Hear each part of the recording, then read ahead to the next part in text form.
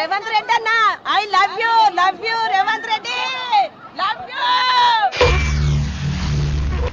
రేవంత్ రెడ్డి అన్న I love you Revanth Reddy love you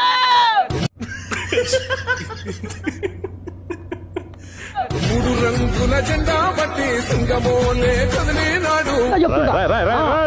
ఏంట్రా ఇది? మాకే కాకుండా కాలేజ్ బాయ్స్ కి కూడా ఇస్తే బాగుండు అనుకుంటున్నాం.